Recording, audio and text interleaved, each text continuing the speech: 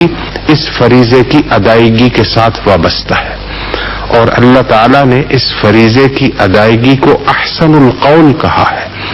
ارشاد ہوا کہ ومن احسن قولا ممن دعا الی اللہ وعمل صالحا، اس شخص سے بہتر بات کہنے میں کون ہو سکتا ہے جو لوگوں کو اللہ کی طرف بلائے اور یہ کہے کہ میں مسلمان ہوں۔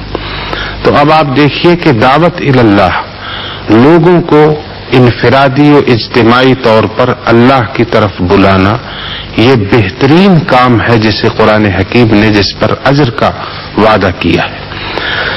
اللہ کے رسول صلی اللہ علیہ وسلم کی حیات طیبہ کو آپ اٹھا کر دیکھ لیجئے۔ آپ امانت دار تاجر بھی تھے، بہترین شوہر بھی تھے، بہترین سپہ سالار بھی تھے، بہترین ریاست کے سربراہ بھی تھے۔ زندگی کے انفرادی و اجتماعی تمام دائروں میں آپ نے ہدایات دی، لیکن آپ کا خطاب کیا ہے؟ قرآن حکیم نے آپ کو جو خطاب دیا وہ داعی الی اللہ کا ہے۔ یا ایھا النبی انا ارسلناک شاہدا ومبشرا ونذیرا وداعیا الی اللہ باذنہ وسراجا منیرا۔ تو داعی الی اللہ یہ آپ کا خصوصی مقام ہے، اور یہ بات سورہ یوسف میں بھی ارشاد ہوئی کہ قل ھذہ سبیلی، یہ میرا دین کیا ہے؟ ھذہ سبیلی، یہ میرا وہ راستہ ہے کہ ادعو الی اللہ، کہ میں لوگوں کو اللہ کی طرف بلاتا ہوں۔ تو در حقیقت تبلیغ کا مقصد ہی یہ ہے کہ بندے کا تعلق اس کے خالق کے ساتھ جڑ جائے، اور بندہ اپنی انفرادی و اجتماعی زندگی میں اپنے خالق حقیقی کی ہدایات اور اس کی منشا و مرضی کو نہ فراموش کرے اور اس کے مطابق اپنی زندگی گزارے۔ شکریہ احسان صاحب۔ غازی صاحب، حافظ صاحب نے تبلیغ کی انفرادی اور اجتماعی فوائد ہمیں بتائے۔ اب ہم جہاد پر گفتگو کریں گے اور آپ سے یہ جاننا چاہیں گے کہ جہاد کی اہمیت اور حکمت کیا ہے؟ جہاد جس طرح سے تبلیغ ایک اجتماعی اور انفرادی عبادت ہے، جہاد بھی ایسی ہی ایک عبادت ہے جو پورے معاشرے پر اور کبھی کبھی کچھ افراد پر اور بعض حالات میں انفرادی طور پر ہر شخص پر یہ فریضہ عائد کیا جاتا ہے۔ جہد کے معنی عربی میں کوشش کرنے کے ہیں، انتہائی کوشش کرنا، اس سے یہ لفظ جہاد کا نکلا ہے۔ اسلامی اصطلاح میں تو اصل جہاد ہے کہ وہ دعوت جس کا حکم اللہ تعالیٰ نے حضرت صلی اللہ تعالی علیہ وآلہ وسلم کو دیا کہ اس دعوت کو تمام انسانوں تک عام کرو اور سب کو پہنچاؤ، اس دعوت کا راستہ روکنے والی قوتوں کے خلاف طاقت کا استعمال، یہ جہاد ہے۔ یہ ہے شرعی اصطلاح کا جہاد۔ غزوات میں صحابہ اکرام نے جو کارنامے انجام دیے وہ اسی جہاد کے ذریعے، اور یہ بڑا ضروری ہوتا ہے کسی بھی معاشرے میں۔ جہاد پر بڑا اعتراض جو باہر کی دنیا سے آتا ہے اسلام کے جہاد پر، وہ یہ ہے کہ صاحب آپ کا دعویٰ یہ ہے کہ اسلام امن و سلامتی کا مذہب ہے۔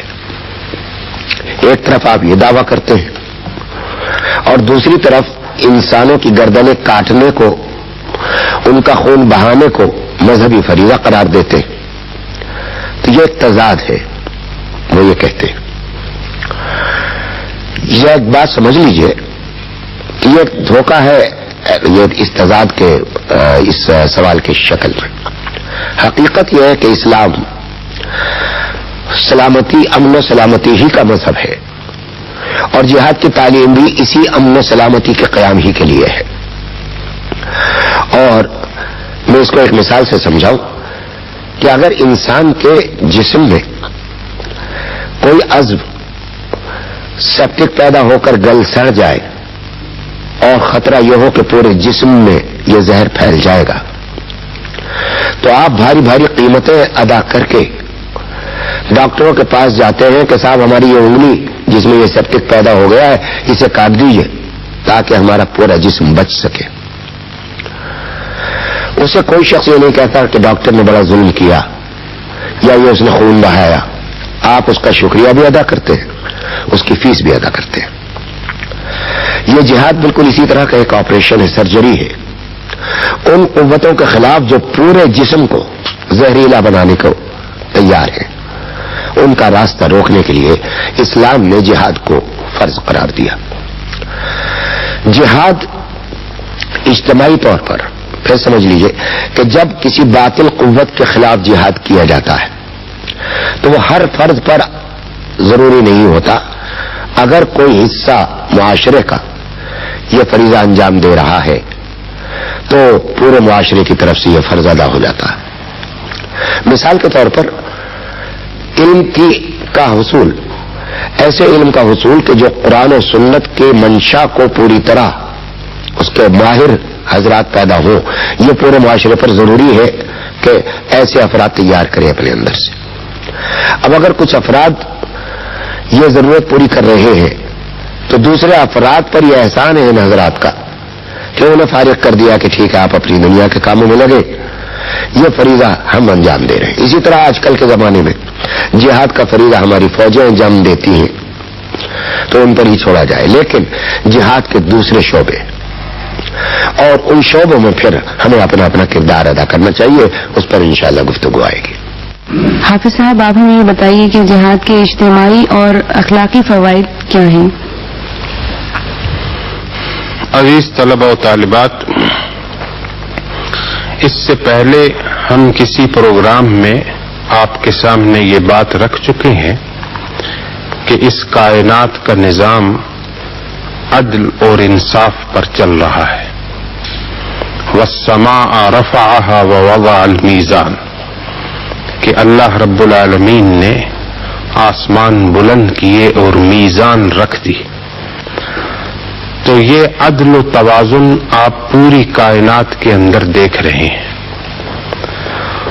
اور خود اس نے ہمیں یہ حکم دیا جو اسی سورہ رحمان میں ہے کہ اللہ تطغوا فی المیزان, کہ تم اس عدل و انصاف کی ترازو کو خراب نہ ہونے دو,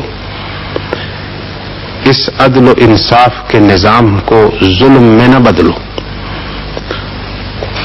اب اس بات کو میں یوں واضح کروں گا, حضرت طاؤوس ابن کیسان کی ایک حدیث ہے کہ جس میں آپ نے فرمایا کہ قیامت کے دن ان اشد الناس عذابا یوم القیامت رجل اشرکہ اللہ فی حکمہ فادخل علیہ الجور فی عدلہ, کہ قیامت کے دن سب سے زیادہ عذاب اس شخص کو ہوگا کہ جسے اللہ تعالی نے اپنے عادلانہ نظام حکومت میں کچھ حصہ عطا کیا تو اس نے اس کی حکومت کے عدل میں اپنے ظلم کو داخل کر دیا. وہ شخص سب سے زیادہ عذاب کا مستحق ہوگا. تو اللہ تعالی روئے زمین پر ظلم کو کسی صورت پسند نہیں کرتے, اور جہاد